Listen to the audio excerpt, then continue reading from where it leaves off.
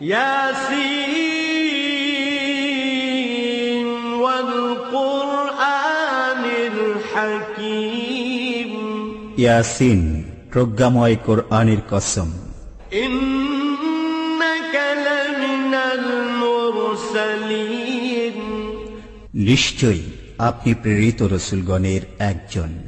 আলা সিরাতিম মুস্তাকিম। সরল পথে প্রতিষ্ঠিত।